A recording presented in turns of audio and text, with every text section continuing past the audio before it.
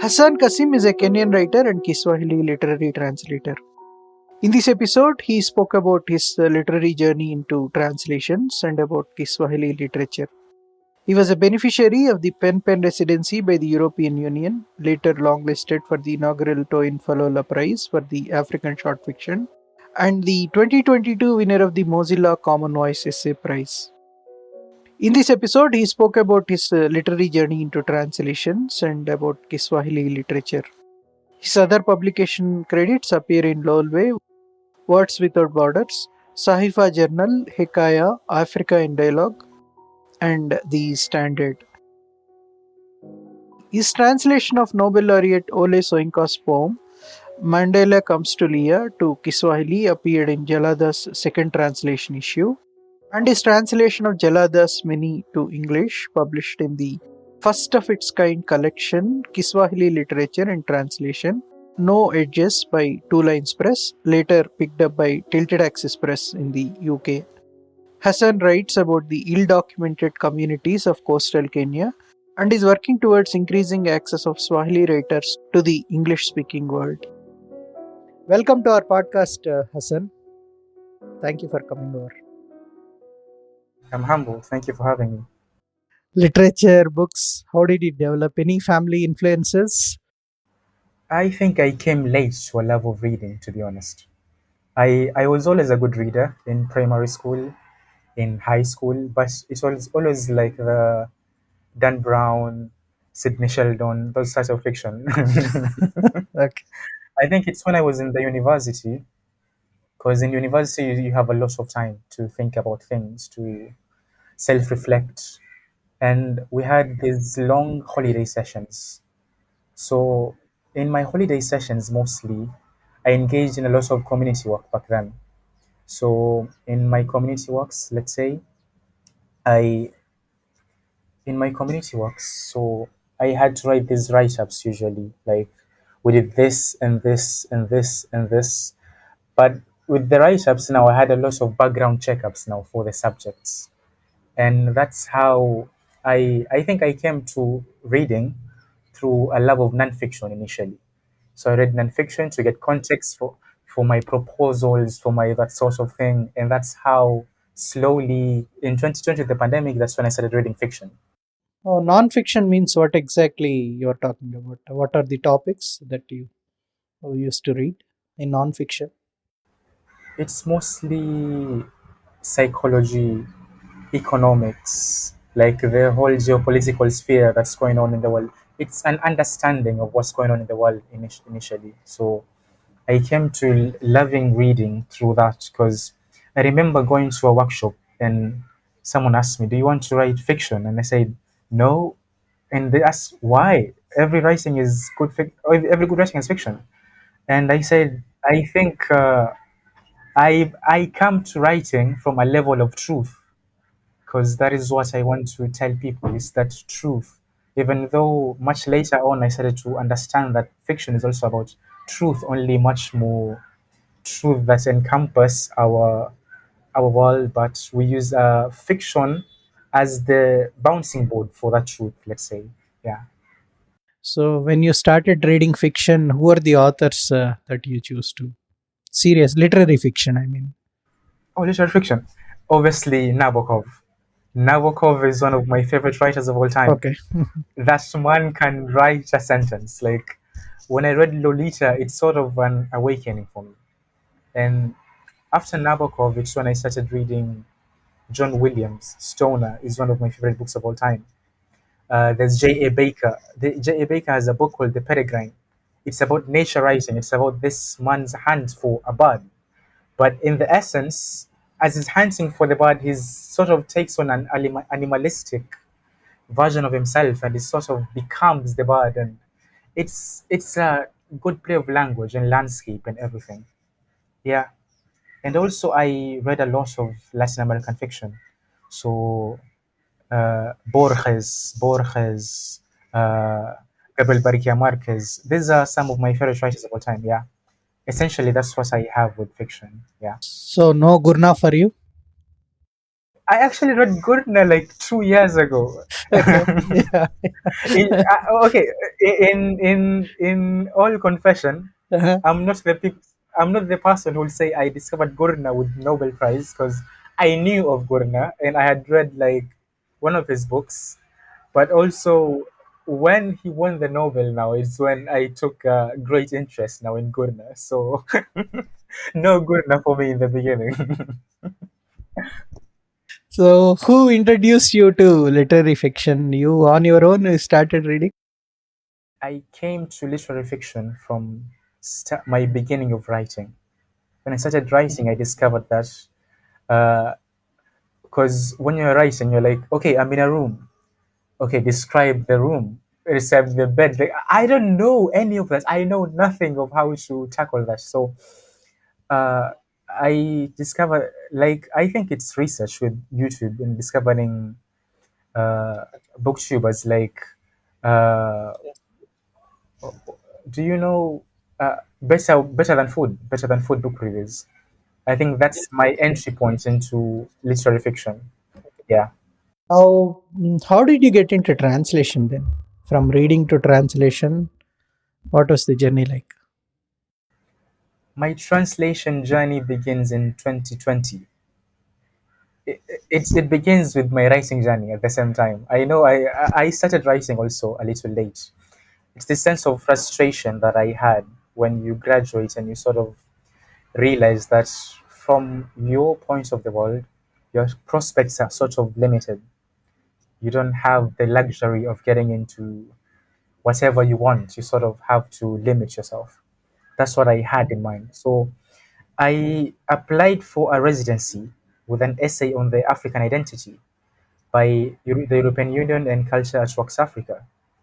And in this residency, I wrote this essay on how I want to be a writer. Let's say for an African, writing is a luxury in a sense, in that you have to be, in a sense, privileged to undertake this because you must be more realistic. And they took me in. So in that residency, we sort of discussed like how do we tackle writing, but in our own African sense, not to capitulate to the Western tradition in the essence. So and in that residency, we took on editing and writing, and it was essentially one of these sessions was about. Do you know anything about Rotten English? No, I didn't. It's a movement in Nigeria with, let's say, the writers Ken Saro-Wiwa, where instead of writing in the Queen's English, we sort of write in it's English, but it's in the way we say things, like in African. So it's pidgin and that sense of thing. So we sort of had this exercise to take a piece of writing in English and either translate it first to Kiswahili, and I translated mine, yeah, and then you take it again, and now like say it the way you would say it in English, but in how you'd say it like an African, not as a white man. So in that exercise, even though it was supposed to establish that it's much easier to do the Russian English, I found it much easier to translate. So after the workshop, yeah, Okay. Right. after the workshop, the there was a project by Two Lines Press. They were looking for contributors by African translators for Kiswahili fiction, and it's a long story. And but in Yeah, please go essentially ahead. that's Please go ahead. how. We are here to hear you out. Yeah. So even the project of Two Lines Press, initially they had like they called a Kiswahili writer who was a friend of mine, and she knew that I liked translation, and as in, she was on to translate my piece of writing, essentially, to take one of my published nonfiction works and translate it to English. But on reaching out to the publisher now, Kelsey, the editor, she said, "No, we're actually looking for Kiswahili works to translate into English. That's the anthology." And you're like, "Oh, instead of now looking for other people, why not just now you translate me?" And I took one of her fiction stories and translated it, and that's how a translator was born, let's say. Yeah, that is a short story you sent me. The Yeah, the guest. guest. That's the short story for Children's Best. Yeah. How is the literary scene in your city? Are there writers from your city you keep meeting each other, or how is it? Translators. Yeah, for the past 5 years, I think it's when it's become alive. In the 60s, there was this writer called Taban Lol. He's sort of the bad boy in African fiction, in East African fiction. He said East Africa is a literary desert in that nothing is produced, nothing is produced there, and essentially, literary deserts like nothing comes from, because even when you think of African fiction, I think you think of West African, the Nigerians or South Africans, Jem Kotsi and Nadim Godima. Yeah, that's essentially African fiction. But East Africa now was sort of a desert. That's the statement he made. Although we criticized him, but in reality, there's not much output from our part. But since the past 5 years, and now Mombasa is more marginalized. Let's say the coast of East Africa is one of the most marginalized areas in the nation and in Africa in general, in my opinion, let's say. So when in the past 5 years, there are these workshops by Kwani, there's writers doing individual like efforts to like now exhume what is dead in our fiction. So, for the past 5 years, let's say we've had these workshops, and that's how even I came to writing. If it wasn't for these workshops, I would. But after now, these 5 years now, we have these prizes coming up. There's more people coming out to writing, and okay, for yeah, now it's becoming more vibrant. And there's Swahili Literary Festival. Yeah, there's the Swahili Literary Festival, which is like it's anchored a lot of writers and given them voices and platforms and like a place to go to. It's a place to go to if you don't have, because when I think of the Western publishing point of view, it's more of insular. Like it's uh, it's inequitable. It's inequitable, especially for writers on the margins. So at least with our own now infrastructure in terms of the literary festivals, it's becoming like it's habituating more homegrown writers essentially. Yeah. Now tell us about Swahili, the language. What are the countries it is spoken in? And I was reading about Kiswahili also. Are they same, or Kiswahili is a term used for specific things? I didn't understand. Could you please clarify about what is the difference between Kiswahili and Swahili, and tell us about the language, where it is spoken, and Essentially Kiswahili and Swahili are the same things, but I'm guessing it's the anglophonization of the word. So in here, like where we are, we say Kiswahili for everyone. But then when we go to Europe now, it's when they say Swahili. Swahili, yeah. It's essentially simple. Yeah. Swahili, it comes from the Arabic word Sahil, which means the coast. So it's the language spoken, the lingua franca of Sahil, yeah. It's the lingua franca of these coastal areas from Mombasa, Lamu, Malindi, Tanzania, Zanzibar. It's the coasts essentially. So essentially, we have Kenya, it's spoken, and Tanzania, which is like spoken more.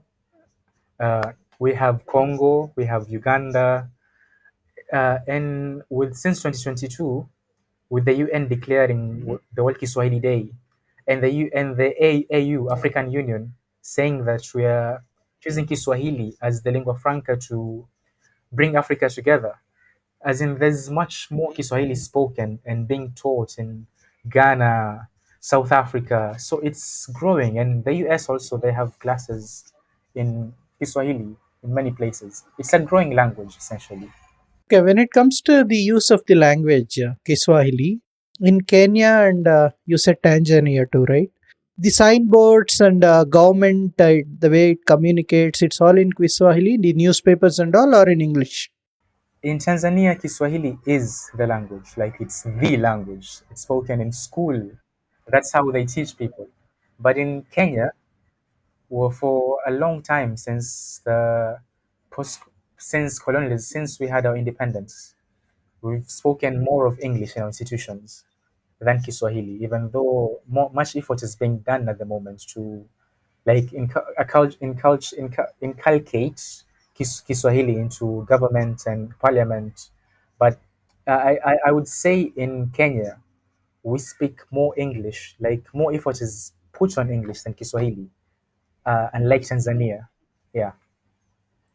So when you talk about contemporary literature in Kiswahili, who are the writers? Can you name some of the writers and their work and themes that they are dealing with mainly? Contemporary writers, I would put Said A. Muhammad at the forefront. Said A. Muhammad is a writer based in Zanzibar. He was a lecturer at Leipzig University where he did his PhD, I think. Uh, and he has more, I think his has the most staying power in Kenyan classrooms and Zanzibar as well. So what he deals with is essentially the plight of women. It's musings of our post-colonial identity. So it's ruminations on now that we have our freedom, our independence, where do we go from here? Because we had these people saying, well, we're fighting for freedom, and now they have leadership, and they sort of have betrayed us in sense of power. So it's that abuse of power. It's that use of religion to as a tool to enforce the bourgeoisie that was here in Africa. So those are the themes essentially. I would say it's that rumination on our post-colonial identity. That is what Sayyidina Muhammad deals with. And he's been writing since the 80s with his books like uh, Babu Alipofufuka, which means when granddad resurrected, Utengano, which means severance. And but we have after Saida Muhammad, we have Yufres Kezilahabi from Tanzania as well. He's more postmodernist, and we he tackles themes which are uh, let's say like Albert Camus. So that sort of existentialism, yeah. But also we with more recently, more contemporary, with the younger generation, we have since the induction of the Swahili Prize in our area, we have seen a burst of much more young, vibrant voices, but they deal with much more domesticity in the African sense and that sense of identity in our modern times. And then as Africans, we think we are more westernized than we think. So it's sort of to encompass uh, that sense of tradition and modernity, that dichotomy, to keep it side by side and sort of interrogate where we are, where we're going. So we have like more contemporary young writers. I would say we have Zainab Baharoun from Zanzibar, who won the Swahili Prize in 2015. We have Ali Hilal, who writes Mezafupa, who has this deep contemplative novel as well. We have last year it was won by Khalfan Sudi, one of the he writes in a very colloquial way. He says Kiswahili chepesi. I talked with him. He says Kiswahili chepesi in not that academic sense. And it's so beautiful to think about how these young voices are essentially finding their footing in their place, and we are at their beginning, let's say.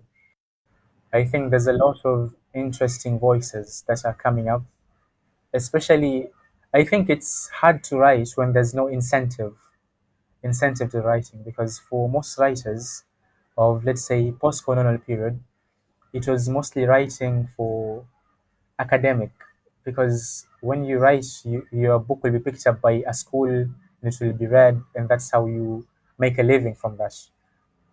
But then there's this other faction of writers now who are just who want to write, but then then what?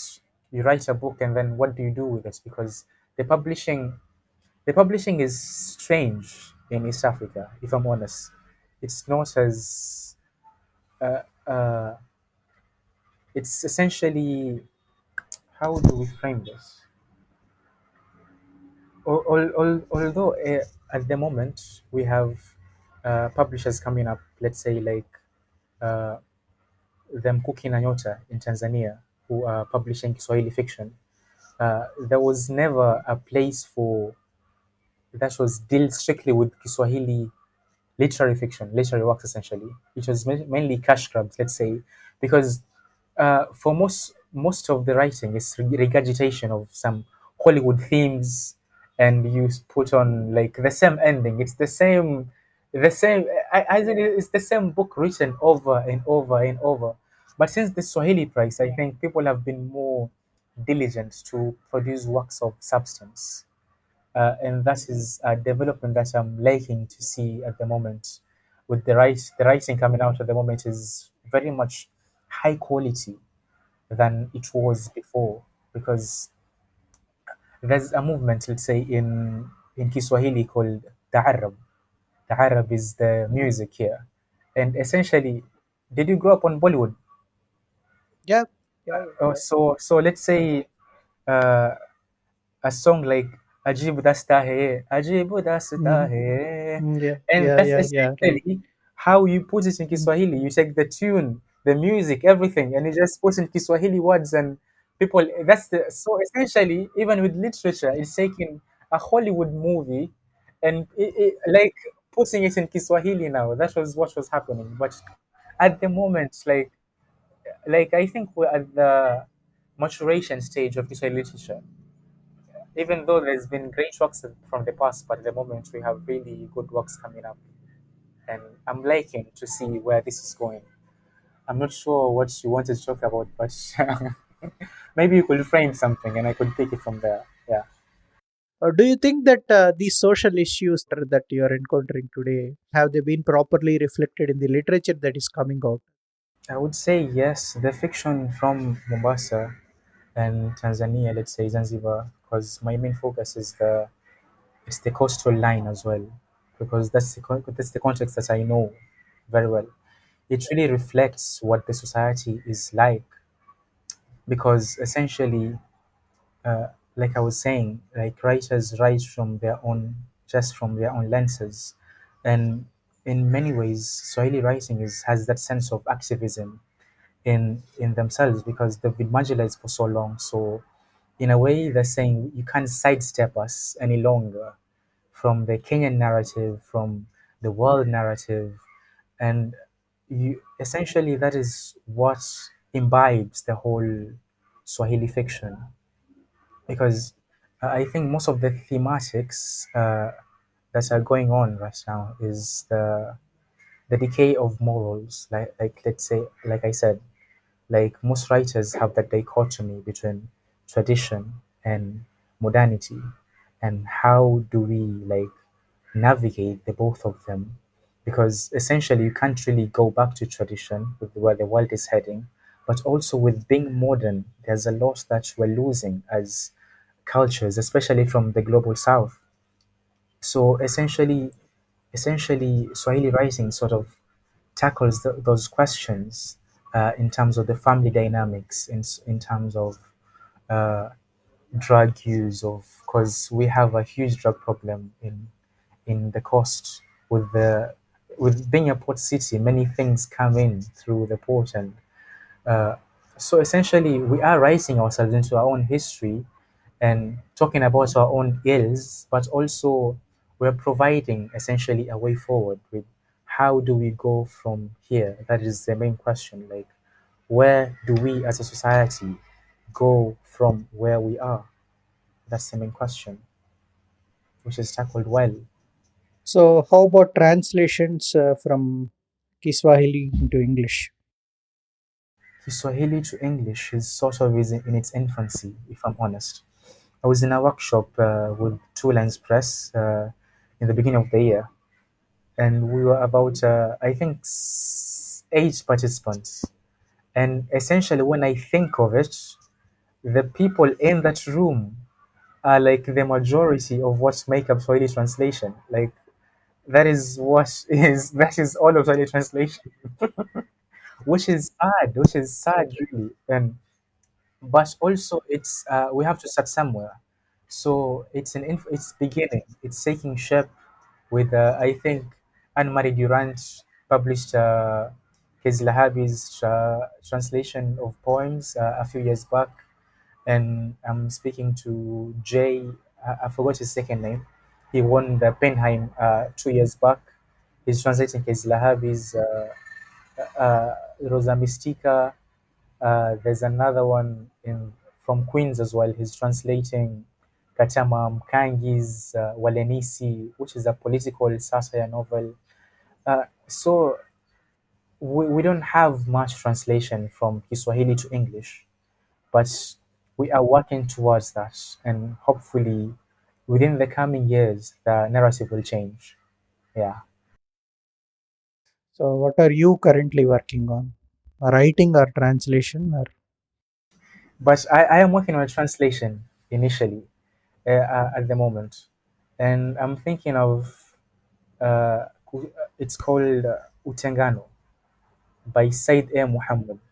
Uh, it hasn't been picked up by any publisher at the moment, but I am trying to pitch it to places. But it's a novel about the decay of morals of the society. Let's say it's that dichotomy between tradition and modernity, like I said, and it's written in this very lyrical prose. Like it's Sayyid Muhammad is one of the finest, in my opinion, when it comes to Swahili fiction.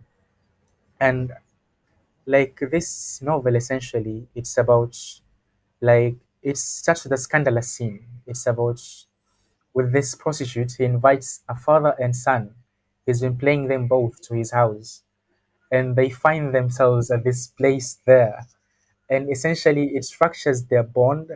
When he goes home in this fits of anger, he he takes it out on his wife and his daughter, and like it's a ploy, like it was played by this woman on how this family disintegrates, on how he loses his political ambition, on how like essentially it's a man's descent into the lowest of lows, being disgraced, essentially disgraced, yeah, and how he comes out from that.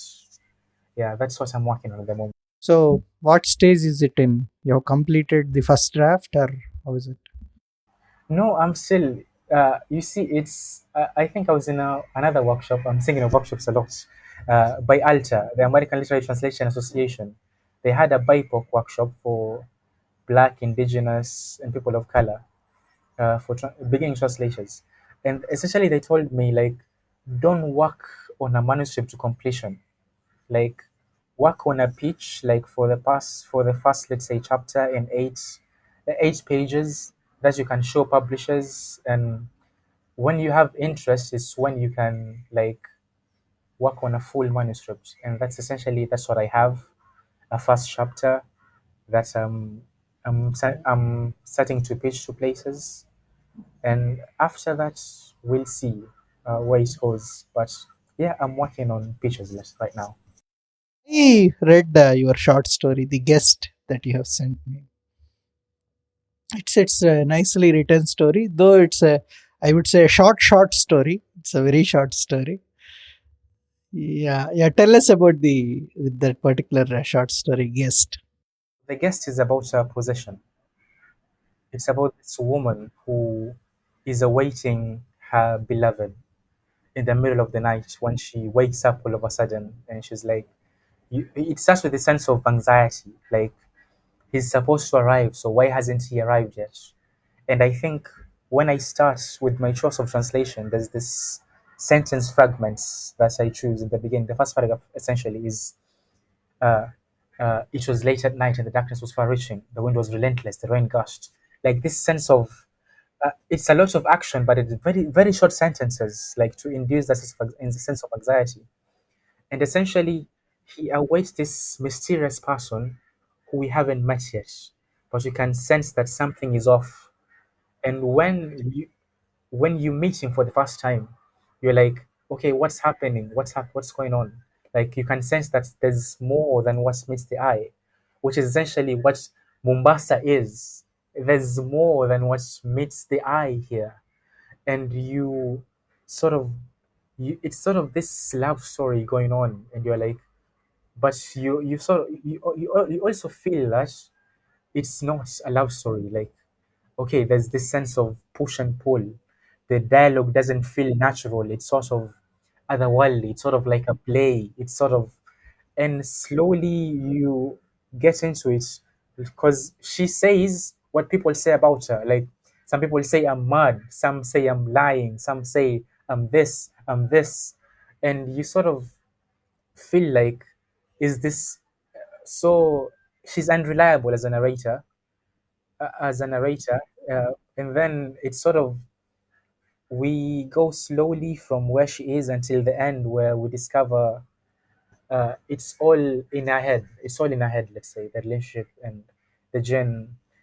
Yeah, Before we end the podcast, please read a paragraph or two from the short story Guest, both in Kiswahili and also in English. I'll pick the beginning. I like the fragments of it all.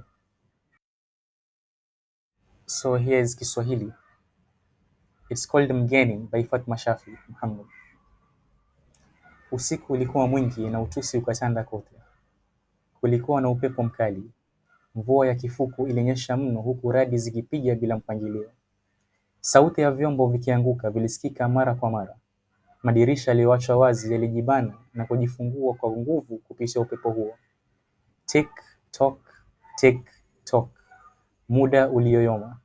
Binti huyo aliyekuwa kachoka hoi bintiki alizuka kutoka katika malimwengu ya usingizi. Akanyanyuka na kwenda dirishani. Akazifungua pazia na kutizama nje. Halafu alirudi kitandani na kukaa huku amejifunika nusu mwili. Alitizama saa iliyoko pembeni mwa kitanda chake. Ilikuwa saa 8 na kasorobo. Alifotoka macho kwa mshangao. Akatazama nje tena. Kimya. Kichwa kilimzunguka kama tiara. Hofu ilimvaa. Alishika kitutu. Kwa nini hajawasili? Aliwaza.